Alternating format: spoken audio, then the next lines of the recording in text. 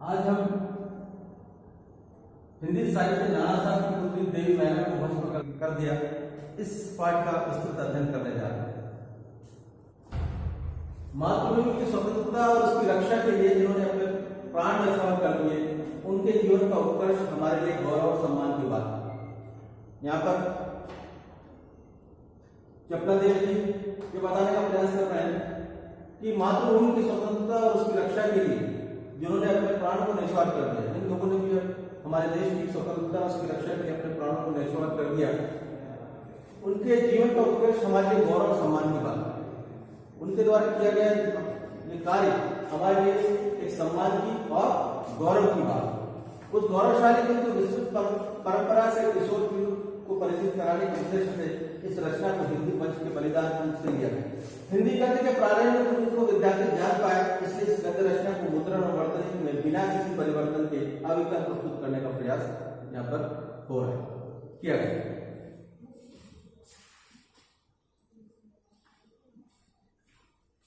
अब इसका हम सारांश देखें। प्रस्तुत पाठ नाना साहब की पुत्री को भस्म कर दिया 1857 के स्वतंत्रता संग्राम से संबंधित बलिदान कथा। 1857 की जो स्वतंत्रता के बलिदान की कथा, स्वतंत्रता का जो संघर्ष हुआ था, 1857 की जो क्रांति हुई थी, उस बलिदान की कथा यहाँ पर बताई जा रही है। इसमें नाना साहब की किशोरी बेटी के साथ हुए क्रूर अत्याचार का मानवीय वर्णन चित्रण किया गया। यहाँ पे नाना साहब जिसके बारे में आप सबको जानते हैं, नाना साहब जो हमारे देश के क्रांतिकारी थे, जिन्होंने अंग्रेजों को बहुत हद तक परेशान कर रखा था। उनकी जो बेटी है, किशोर बेटी है ना, किशोरी बेटी के साथ हुए क्रूर अत्याचार का मानवीय वर्णन किया गया। बड़े उनके साथ जो घटना घटी उनकी बेटी के साथ, उसका एक मानवीय जो आपको व्यथित कर दे ऐसा वर्णन किया है। सन 1857 के संग्राम के विद्रोही बंधुबन नाना साहब जब असफल होने पर भागे तो अपनी बेटी मैना को न ले जा सके। 1857 में जो स्वतंत्रता का संग्राम हमारे देश में हुआ था और विभिन्न राजघरानों ने, विभिन्न हमारे भारतीय लोगों ने, चाहे जमींदार हो, चाहे श्रमिक हो, चाहे किसान हो, विभिन्न प्रकार के जो संप्रदाय के, विभिन्न प्रकार के जो व्यवसाय करने वाले, समाज के रहने वाले लोग, इन्होंने 1857 की क्रांति में अपना सहयोग दिया था। लेकिन ये 1857 की क्रांति जो असफल हो गई है ना, असफल होने पर धुंधुपा नाना साहब जब भागे, अपना किले को छोड़कर भागे, तो जल्दीबाजी में अपनी बेटी को ले जाना भूल गए। मैना बिठूर में स्थित अपने महल में रहती थी। बिठूर में जो उनका महल था उसी में मैना वहां रहती थी। इधर संग्राम की समाप्ति पर अंग्रेजों ने कानपुर में भीषण हत्याकांड, और इधर क्या हुआ, दूसरी तरफ जैसे संग्राम समाप्त हुआ, हम लोग असफल हो गए, भारतीय स्वतंत्रता की जो क्रांति थी असफल हो गई थी। उसके विभिन्न कारण थे, उस पर अपन नहीं जाएंगे। लेकिन जब असफल हो गई, जब हम लोग उस संग्राम को हार चुके थे, तो बिठूर में जो है अंग्रेजों के द्वारा हत्याकांड शुरू कर दिया गया। कानपुर में भीषण हत्याकांड किया गया। कानपुर में भीषण हत्याकांड हुआ। इसके बाद बिठूर पहुंचे, उन्होंने नाना साहब का राजमहल लूट लिया। उसके बाद उन्होंने नाना साहब का राजमहल लूट लिया। अंग्रेज सरकार ऐसी करती थी, जब भी किसी विद्रोह को दबा दिया जाता था, तो जब उस राजघराने को पूरी तरीके से लूट लिया जाता था, उस गांव को, उस शहर को पूरी तरीके से लूट लिया जाता था अंग्रेजों के द्वारा। उन्होंने नाना साहब का राजमहल लूट लिया। लूटने के बाद उन्होंने महल को भस्म करने के लिए तोपे लगाए। अब क्योंकि नाना साहब के लिए, नाना साहब जो थे वो अंग्रेजों के आंखों में बहुत ज्यादा खटकते थे। अंग्रेजों के लिए दुर्दांत व्यक्ति थे। अंग्रेज चाहते थे किसी भी प्रकार से नाना साहब की किसी भी चीज को, किसी भी उसकी याद को इस पृथ्वी पे न रहने दिया जाए। सब चीजें जो उससे जुड़ी हुई है, नाना साहब से जो जुड़ी हुई थी, उनको नष्ट करना चाहती थी ब्रिटिश सरकार। तो उस लूटने के बाद एक आदेश दिया गया कि उसके महल को तोप से ढहा दिया जाए, गिरा दिया जाए। तोप लगाने से पहले उस महल में से सुंदर बालिका ने, जैसे तोपें लगा दी गई, उनके जो सैनिक वहां पर इकट्ठा हो गए, उनके जनरल और उनके सेनापति जब वहां पर आए, तो एक सुंदर सी लड़की बाहर निकली। उसने अंग्रेज सेनापति से प्रार्थना की कि वे महल छोड़ना दो।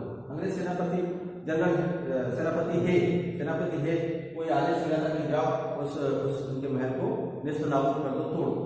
तो जैसे वहां पर उन्होंने तोपें वगैरह लगाई और अपने सैनिकों के साथ अब अपना तो महल गिराने का उसको वो करने जा रहे थे।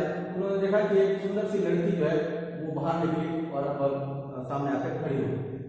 उसने अंग्रेज सेनापति से प्रार्थना की कि वो महल को न तोड़े। उसने अंग्रेज सेनापति से प्रार्थना की कि वो महल को न तोड़े। सेनापति को उस पर दया आया। सेनापति उसको देखा, उस छोटी सी बच्ची को जब उन्होंने देखा तो उस पर दया आया। उसने बालिका से इसका कारण पूछा। बालिका से पूछा, महिला से पूछा कि भाई क्यों आप चाहते हो कि इसको हम न तोड़े, है ना, क्योंकि हम हमारी सरकार ने हमको आदेश दिया है और हमको अपने सरकार का आदेश मानना है, तो हम क्यों ना उसको तोड़ दें। तो उसने इसका कारण पूछा। बालिका ने बताया कि वो मकान उसे बहुत प्रिय है, ये महल है उसे बहुत प्रिय है। क्यों प्रिय है? क्योंकि उसके साथ उसमें खेली थी, उसमें बड़ी थी, उसमें पढ़ी थी, उसकी यादें उसमें जुड़ी हुई थी, है ना। उसने कहा कि इस मकान को यदि हो सके तो इस मकान को बचा लिया जाए, इसको तोड़ने से बचा लिया जाए। और कहती है कि इस मकान में तो कोई अपराध नहीं किया। फिर महिला ने सेनापति को अपना पूरा परिचय। और दूसरी बात तो कहती है कि इस मकान में तो कोई अपराध नहीं है ना, इस मकान ने तो कोई ऐसा काम नहीं किया जिसके कारण तुम इसको भी तोड़ना चाहते हो। मेरे पिता से आपकी दुश्मनी थी, है ना, उनको आप मार देना चाहते थे, लेकिन इस जड़ पदार्थ से आपका क्या लेना देना। तो वो कहती है कि इसको हो सके तो इसको बचा लिया जाए, इसको न तोड़ा जाए। फिर महिला जो है अब उस सेनापति को अपना पूरा परिचय भी बताती है। वो कहती है, उसने यह भी याद दिलाया कि वो सेनापति की कन्या मेरी की सखी है। वो कहती है कि मैं आपकी पुत्री मेरी उसकी सखी हूँ, है ना। वो कहती है, महिला ने याद दिलाया कि बचपन में वे स्वयं मुझे पुत्री की तरह मानते थे। बचपन में जब मेरे घर पे आते थे स्वयं आप मेरे को पुत्री के जैसे प्रेम करते थे, क्योंकि वो जो सेनापति हे थे वो अक्सर इनके घर आते थे और अपनी बच्ची को भी लेके आते थे, उनकी बच्ची मेरी और ये दोनों साथ में, मैना दोनों साथ में खेलते थे। मैना ने याद दिलाया कि बचपन में स्वयं उसके पुत्री की तरह मानते थे। मैना उसके घर आया करती थी और मेरी मृत्यु पर वो बहुत दुखी हुई। वो कहती है कि आप अक्सर मेरे घर पर आया करते थे, आपकी पुत्री के का समाचार पाकर मैं बहुत ज्यादा दुखी भी हुई थी। उसका एक खत भी मेरे पास है, हम लोग अक्सर खेला करते थे, आप मुझे पुत्री के रूप में भी मानते थे, आप मुझे पुत्री की तरह खिलाया करते थे। वो सब यादें, ये बातें याद दिला रही। मैना की बातों से सेनापति हे को सब याद आ गई और ये मैंने सब बताती है उसको, तो सेनापति हे को सब ये सब बातें याद आ गई। अच्छा, वो पुरानी बात को याद करते कि हाँ ये तो मेरी बेटी की सहेली है, इसकी छुटपन में इसको खिलाया करता था, इसको कभी गोद में भी लिया था, ये सब बातें उसको याद आती। पर उसने कहा कि वह मजबूर है और सरकार की आज्ञा नहीं टाल सकता। लेकिन वो कहता है वो मजबूर है, हमको ब्रिटिश सरकार की आज्ञा मिली हुई है कि हमको इस महल को ध्वस्त करना है, नेस्तनाबूद करना है, तो मैं सरकार की आज्ञा को टाल नहीं सकता। पर मैना की रक्षा करने का आश्वासन दिया। लेकिन मैंने वो उसकी रक्षा करने का आश्वासन देता है। वो कहता है कि मैं ऊपर अपने अधिकारी से बात करता हूँ, यदि हो सके तो, यदि संभव हुआ तो फिर महल बच सकता है। तो सिर्फ आश्वासन देता है कि मैं प्रयास करके देखता हूँ। तभी जनरल आउटरम वहां पहुंचे। तभी उसी समय जब ये सब चल रहा था, ये घटना घटित हो रही थी, उसी समय जनरल आउटरम जो थे वहां पर अपने सैनिकों के साथ आप पहुंचे। उन्होंने निकल कर पूछा कि नाना साहब का महल तोड़ा क्यों नहीं गया।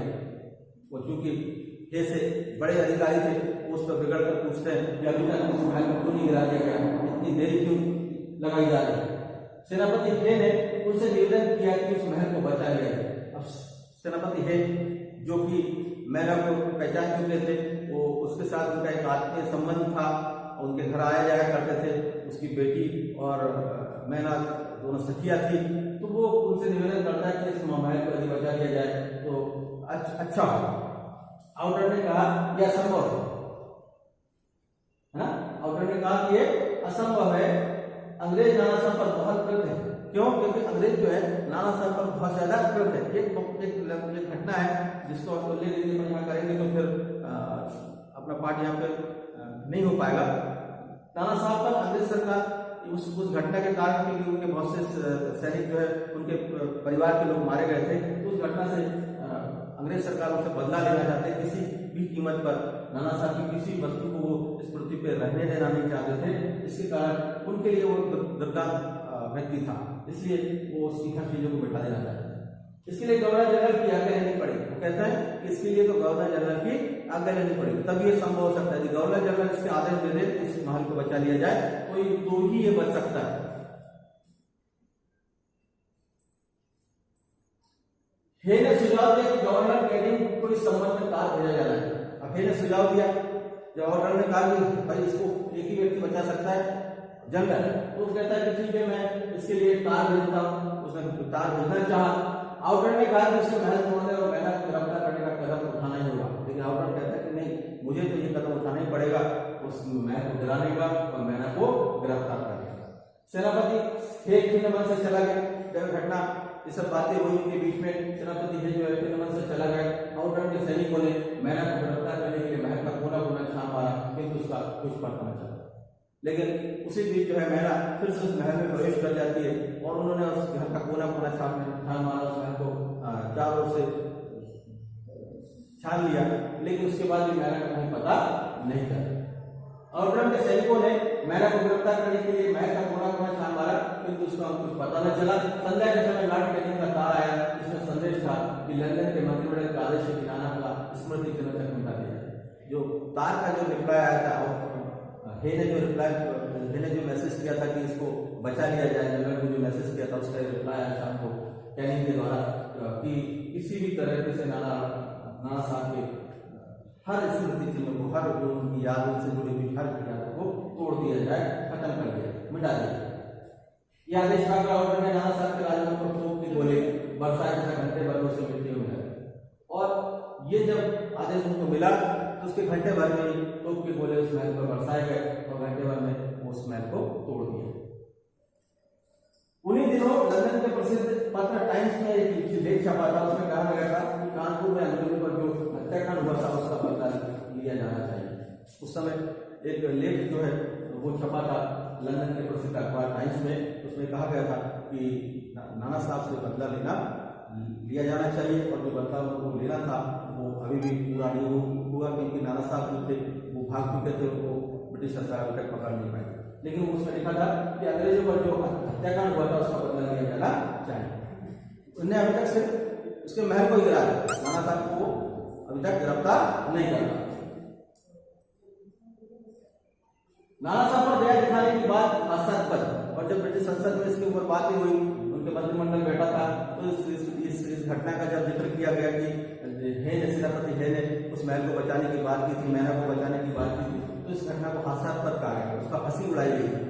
सेनापति हे का प्रस्ताव कलंक की बात, और ये कहा गया कि सेनापति हे का जो प्रस्ताव उन्होंने भेजा था इस महल को बचा लिया जाए, मैना को बचा लिया जाए, ये कलंक की बात है। लगता है सर हे वृंदावन महाराष्ट्र की कन्या के सौंदर्य पर मोहित हो गए, और ये भी उन पर एक लांछन टाइप का लगाया गया, उनके ऊपर एक टिप्पणी की गई कि एक महाराष्ट्रीयन लड़की, महाराष्ट्रीयन कन्या पर जो है वृद्धावस्था में हे जो है मोहित हो गए, उनके सौंदर्य से वो मोहित हो गए, और जिसके कारण नाना साहब की पुत्री को बचाना चाहते हैं और उस महल को बचाना चाहते हैं। नाना साहब का कोई भी संबंधी जहां भी मिले उसे मार डालना चाहिए।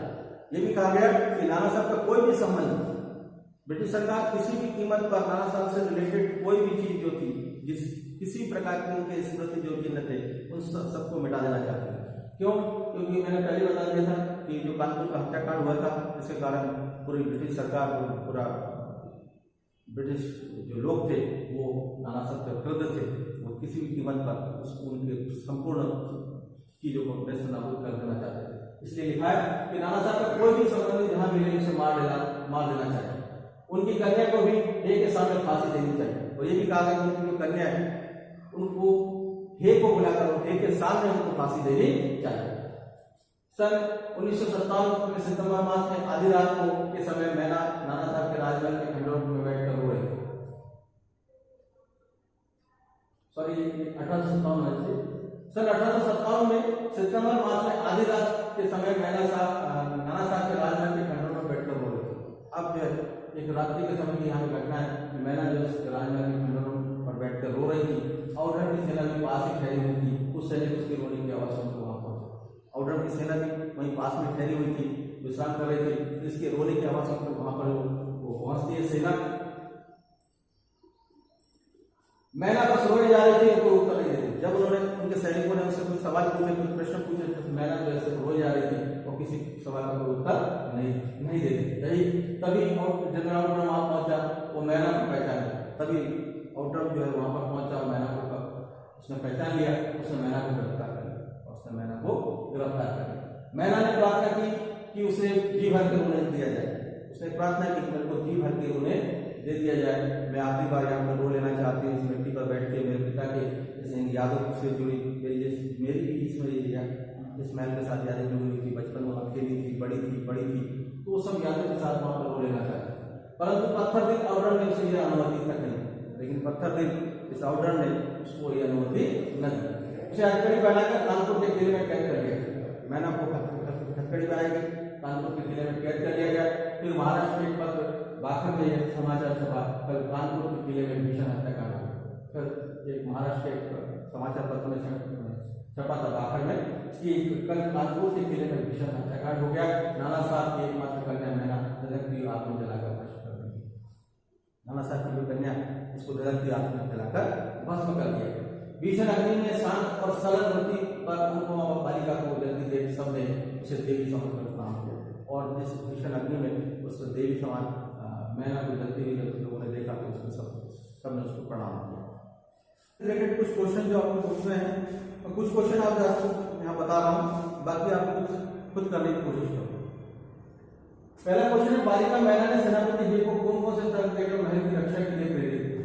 उत्तर है, बालिका मैना ने अपने पिता के महल की रक्षा के लिए निम्नलिखित तर्क दिया, पर कुछ तर्क देखे थे, है ना। पहला था, मैना ने तर्क दिया कि महल को गिराने से सेनापति के किसी उद्देश्य की पूर्ति नहीं हो, है ना, इस महल को गिराने से आपकी कोई उद्देश्य की पूर्ति नहीं हो। दूसरी बात, मैना ने अंग्रेजों के विरुद्ध शस्त्र उठाने वालों को दोषी बताया और कहा कि इस जड़ पदार्थ मकान में उसका कोई अपराध नहीं है।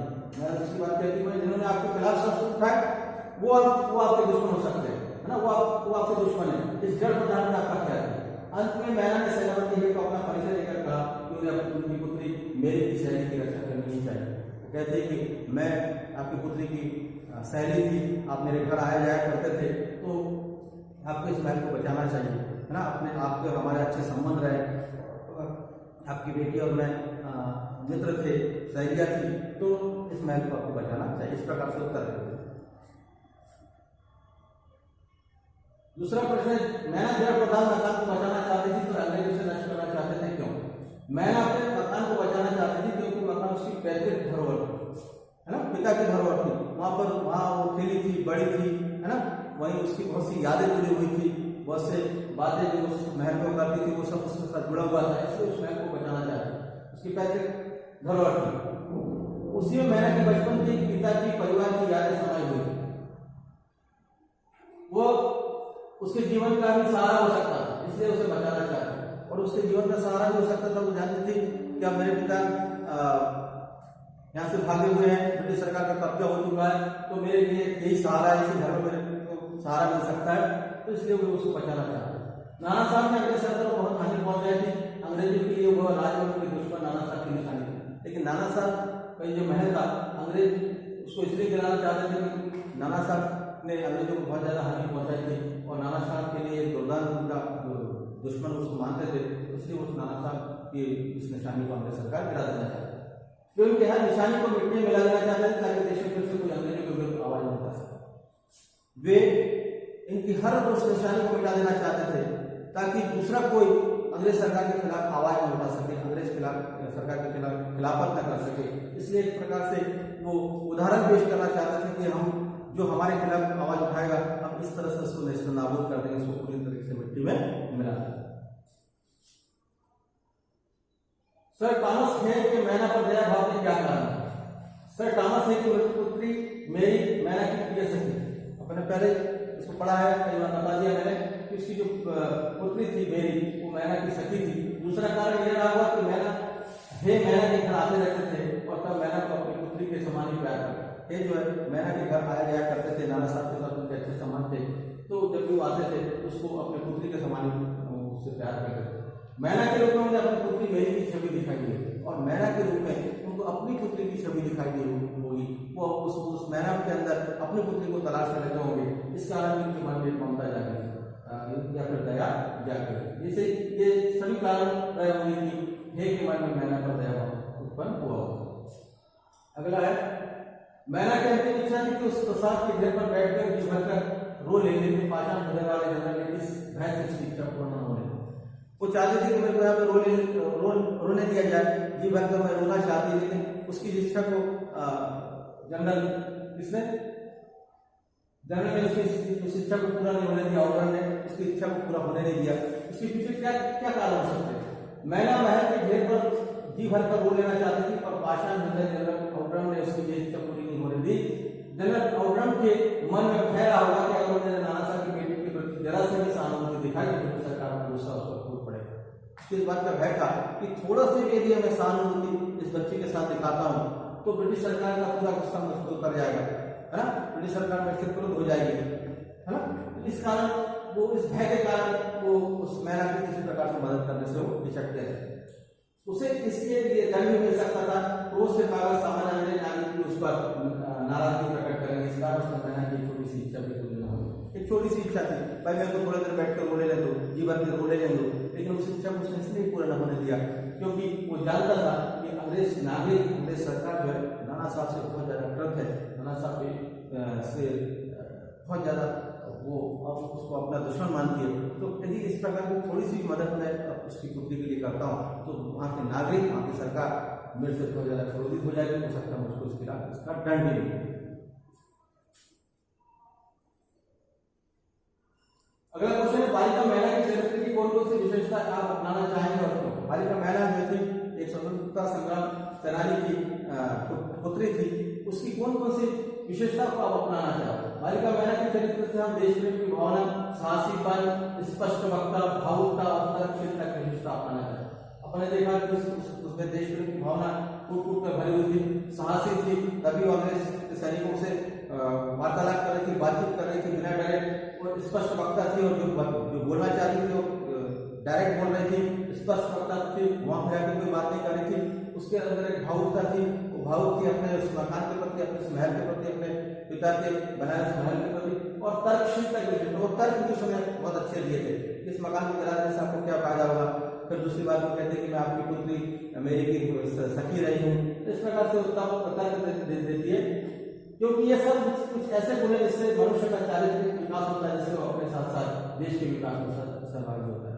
तो लेखक मतलब यदि हम उसको उत्तर देते हैं, ये सब गुण हमारे अंदर होने चाहिए, जिससे हमारा चारित्रिक विकास होता है। जब हमारा चारित्रिक विकास होता है तो हम देश के विकास में भी सहभागी होते हैं। अब मैं यहाँ पे इतने क्वेश्चन करा रहा हूँ बेटा, बाकी आप लोग के होमवर्क है और ये आप कोशिश करें कि इसको आप कंप्लीट करें, और जो भी आपके डाउट्स होंगे डाउट्स क्लास में पूछ सकते हैं।